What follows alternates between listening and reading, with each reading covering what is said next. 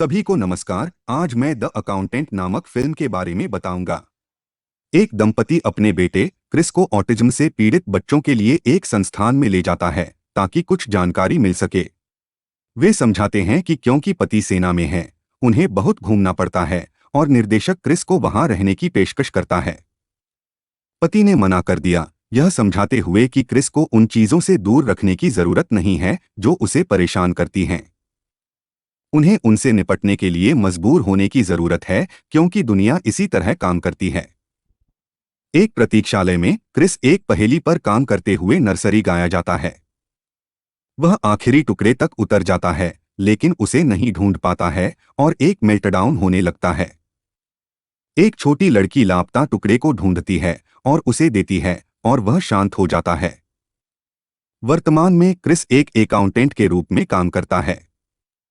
वह अपने कार्यालय में एक जोड़े के साथ वित्तीय परेशानी में बैठता है और उन्हें अपने करों को दर्ज करने के लिए सभी तरह से प्रशिक्षित करता है ताकि वे सबसे अधिक पैसा बचा सकें। वे बहुत आभारी हैं और पति क्रिस को अपनी संपत्ति पर शूटिंग का अभ्यास करने के लिए कभी भी आने की पेशकश करता है। यूनाइटेड स्टेट्स ट्रेजरी के निदेशक किंग के नाम से एक आदमी एक विश्लेषक मदीना को उससे बात करने के लिए अपने कार्यालय में बुलाता है। वह उसकी उपलब्धियों की प्रशंसा करता है और पूछता है कि वह उच्च चीजों पर क्यों नहीं गई। वह कहती है कि उसे सिर्फ एक विश्लेषक होने में मजा आता है, लेकिन वह उस पर झूठ बोलने का आरोप लगाता है। वह अपनी युवावस्था से गिरफ्तारी के रिकॉर्ड खींचता है और उसे बताता है कि संघीय नौकरी के आवेदन पर झूठ बोलना अवैध है और उसके रिकॉर्ड को उसे अपना पद पाने से रोकना चाहिए था। वह उससे कहता है कि अगर वह अपनी नौकरी रखना चाहती है तो उसे उसके लिए एक विशेष परियोजना पर काम करना होगा। वह उसे द अकाउंटेंट के नाम से जाने जाने वाले एक व्यक्ति और उन सभी अपराधियों की तस्वीरें दिखाता है जिनके साथ वह काम करता है। वह उन्हें उनके अवैध धन पर नजर रखने में मदद करता है और जान लेने के लिए भी जाना जाता है। किंग मदीना से कहता है कि वह चाहता है कि वह इस आदमी की पहचान का पता लगाए और महीने के अंत तक मामले को सुलझा ले या वह अपनी नौकरी खो देगी। क्रिस घर जाता है और खुद खाना बनाता है। बिस्तर पर जाने से पहले वह स्ट्रोब लाइट और भारी धातु संगीत चालू करता है और लकड़ी की छड़ से अपने पिंडली की दर्द से मालिश करता है। जब वह क्रिसमस पर एक बच्चा था तब उसकी मां ने अपने परिवार को छोड़ दिया था। क्रिस दवा लेता है और सो जाता है। कुछ समय बाद वह शूटिंग का अभ्यास करने के लिए अपने मुवक्किल की संपत्ति पर जाता है और वह व्यक्ति इस बात से बहुत हैरान होता है कि क्रिस कितना अच्छा शॉट है। क्रिस अपनी स्टोरेज यूनिट में जाता है जहां वह अपना ट्रेलर रखता है। अंदर उनके पास बहुत महंगी संग्रहणीय वस्तुएं और पेंटिंग और विभिन्न मुद्राओं में सभी प्रकार के धन हैं। उसके पास हथियारों का भी काफी बड़ा जखीरा है। वह अपने बिस्तर पर लेट जाता है और जब वह जेल में था तब उसका फ्लैशबैक होता है। उन्हें उनके सेलमेट ने सलाह दी थी जिन्होंने उन्हें विभिन्न सामाजिक कौशल सिखाए और उन्हें खतरनाक अपराधियों के लिए पैसे संभालने के काम के लिए स्थापित किया। क्रिस अपने फोन की घंटी बजने पर उठता है और वह जवाब देता है। एक ब्रिटिश महिला जो स्पष्ट रूप से उसके लिए काम करती है उसे कुछ सामान्य ग्राहकों को लेने की सलाह देती है क्योंकि वह बता सकती है कि लोग उस पर शक करने लगे हैं। वह अनिच्छा से एक विशिष्ट ग्राहक को लेने के लिए सहमत होता है। वह अपने नए ग्राहकों के साथ बैठक में जाता है जो रोबोटिक्स प्रोस्थेटिक्स कंपनी चलाते हैं। उनके इन हाउस अकाउंटेंट में से एक ने पाया कि कंपनी के भीतर कोई उनके मुनाफे से पैसा ले रहा है और वे क्रिस को यह पता लगाने के लिए किराए पर लेना चाहते हैं कि क्या हो रहा है। क्रिस काम लेने के लिए सहमत हो जाता है और कहता है कि वह अगली सुबह शुरू करेगा। मदीना अपने पास मौजूद तस्वीरों को देखती है और एक को जूम इन करती है जिसमें द अकाउंटेंट के चेहरे का हिस्सा दिखाई देता है। वह फोटो को क्रॉप करती है और विश्लेषण के लिए फेस मैपिंग विभाग को भेजती है। ब्रेक्स एक खतरनाक आदमी जिसे मनी लॉन्ड्रिंग के लिए जिम्मेदार ठहराने के लिए काम पर रखा गया था, एक आदमी की कार में गाड़ी चलाने से पहले स्विट्जरलैंड के एक पार्किंग गैरेज में घुस जाता है। वह अपने सिर पर बंदूक रखता है और उससे वादा करता है कि वह दूसरी कंपनियों के पैसे कम करना बंद कर देगा। ब्रेक्स को उसे पीटना है लेकिन आखिरकार आदमी सहमत हो जाता है और वह जाने के लिए तैयार है। क्रिस सम्मेलन कक्ष में जाता है जहां उसे कंपनी के लिए काम करने की अनुमति दी जाती है और सम्मेलन की मेज पर एक महिला सोती है। वह अजीब तरह से उसे जगाता है और वह माफी मांगती है। वह खुद को दाना के रूप में पेश करती है, जिस महिला को पता चला कि पहली जगह में पैसे गायब थे। वह उसे स्थिति के बारे में बताती है और मानती है कि वे एक साथ काम करेंगे, लेकिन क्रिस यह स्पष्ट करता है कि वह अकेले काम करना पसंद करता है। वह सम्मेलन कक्ष छोड़ देती है और क्रिस काम पर लग जाता है। एक प्रेस कॉन्फ्रेंस के दौरान मदीना को होमलैंड सिक्योरिटी से चेहरे की पहचान के अनुरोध के बारे में एक फोन आता है। उन्होंने एक ऑडियो क्लिप की पहचान की है जिसमें एक व्यक्ति के अपने जीवन के लिए भीख मांगने के हमले से ठीक पहले द अकाउंटेंट ने उसे मार डाला था। वे ऑडियो फाइल मदीना भेजते हैं। दोपहर के भोजन पर दाना क्रिस के बगल में बैठता है और बातचीत करने की कोशिश करता है। क्रिस जितना हो सके उतना अच्छा मेलजोल करने की कोशिश करता है, लेकिन यह स्पष्ट है कि वह इसमें बहुत अच्छा नहीं है। दाना अपने पिता के बारे में बात करती है और कैसे वह कारण है कि वह लेखांकन में आई। क्रिस सम्मेलन कक्ष में लौटता है और उसके लिए प्रदान किए गए व्हाइट बोर्ड पर इतना गणित करता है कि उसे आसपास की खिड़कियों पर जारी रखना पड़ता है। वह अपने काम से पूरे कमरे को तब तक ढक लेता है जब तक उसे कोई सफलता नहीं मिल जाती। मदीना घर पर ऑडियो फाइल को बार बार सुनती है और द अकाउंटेंट के स्वरों को अलग करने के लिए अपनी तकनीक का उपयोग करती है। वह उसे खुद के लिए एक नर्सरी कविता जप करने में सक्षम है। क्रिस उत्साह से दाना को सम्मेलन कक्ष में अपना काम दिखाता है और उसे बताता है कि उसने पैसे में एक रिसाव की पहचान की है। कोई ऐसी कंपनी को पैसा भेज रहा है जो मौजूद नहीं है। कंपनी के शेयरधारकों में से एक उन्हें बीच में रोकता है और क्रिस से परिणाम मांगता है, लेकिन वह उसे बताता है कि उसके पास अभी तक कोई अंतिम उत्तर नहीं है और इससे पहले कि वह यह सुनिश्चित कर सके कि पैसा कौन ले रहा है, उसे और अधिक समय चाहिए। ब्रेक्स रात के मध्य में अपने घर पर रोबोटिक्स कंपनी के शेयरधारकों में से एक से मिलने जाता है। वह उसे फ्रिज से इंसुलिन प्राप्त करने और उसे टेबल पर लाने का आदेश देता है और वह या तो खुद को इंसुलिन का इंजेक्शन लगा सकता है और अपनी मृत्यु कर सकता है, आत्महत्या की तरह दिखे ताकि उसकी पत्नी उसकी जीवन बीमा पॉलिसी ले सके, या वह वापस लड़ने की कोशिश कर सके और ब्रेक्स उसे और उसकी पत्नी दोनों को मार डालेगा। आदमी खुद को इंजेक्शन लगाने का फैसला करता है। जब क्रिस अगले दिन सम्मेलन कक्ष में जाता है तो संरक्षक खिड़कियों से उसका काम मिटा रहे होते हैं।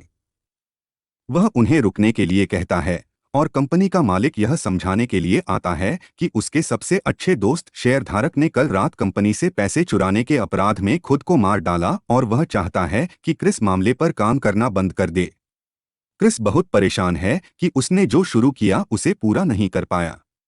क्रिस घर जाता है और अपनी लकड़ी की छड़ से पिंडली पर खुद को पीटने का एक गहन सत्र होता है, जबकि वह भारी धातु का संगीत सुनता है और स्ट्रोब लाइट चालू करता है। उसके पास अपनी माँ का परिवार छोड़ने का एक और फ्लैशबैक है और वह अपनी पिंडली पर छड़ी तोड़ता है और दवा की अपनी बोतल फेंकता है। वह शांत हो जाता है और अपना मेड लेता है और बिस्तर पर चला जाता है। अगली सुबह जब वह घर से निकलता है तो एक कार उसका पीछा करती है। क्रिस फिर से शूटिंग का अभ्यास करने के लिए अपने मुवक्किल के घर जाता है। उनके बचपन से उनके भाई ब्रेक्स और उनके पिता द्वारा काम पर रखे गए एक प्रशिक्षक के साथ लड़ाई का एक फ्लैशबैक है। ट्रेनर उन्हें मारता है और वे कट और चोट के निशान से ढके होते हैं। ट्रेनर इसे दिन के लिए बुलाना चाहता है, लेकिन उनके पिता कहते हैं कि उनके पास पर्याप्त नहीं है। वह लड़कों को जगाता है और लड़ता रहता है। घर के अंदर दोनों ग्राहकों को कुछ ठगों ने बंधक बना रखा है। वे मांग करते हैं कि पत्नी क्रिस को बुलाने के लिए बाहर जाए ताकि वे उससे मिल सकें। जब एक ठग उसे सामने के दरवाजे तक ले जाता है तो क्रिस उसे यार्ड से गोली मार देता है। दूसरा ठग दंपति को अपने ट्रक में बैठने और उन्हें अपनी संपत्ति से भगाने के लिए मजबूर करता है। क्रिस ट्रक पर गोली मारता है जिससे वह रुक जाता है और ठग को वाहन से खींच लेता है। क्रिस अपनी बेल्ट से उस आदमी का गला घोंट देता है और जानना चाहता है कि वह किसके लिए काम कर रहा है। वह आदमी कहता है कि वह नहीं जानता कि कौन प्रभारी है, बस उसे क्रिस और दाना को मारने के लिए कहा गया था। क्रिस आदमी को मारता है और संपत्ति छोड़ देता है। दाना के घर के लिए जा रहा है। एक आदमी दाना के पीछे उसके अपार्टमेंट परिसर तक जाता है और क्रिस उसे अपने साथ लिफ्ट में देखने के लिए ठीक समय पर आता है। क्रिस इमारत के पिछले हिस्से में घुस जाता है और सीढ़ियां चढ़ जाता है। दाना अपने अपार्टमेंट में जाती है और दो डिलीवरी मैन कहते हैं कि उनके पास उसके लिए एक पैकेज है। वे अपार्टमेंट में घुस जाते हैं और उसे वश में करने की कोशिश करते हैं, लेकिन वह वापस लड़ती है और बाथरूम में छिप जाती है। क्रिस अपार्टमेंट में घुस जाता है और दो लोगों को मारता है और दाना को उसके साथ आने के लिए कहता है।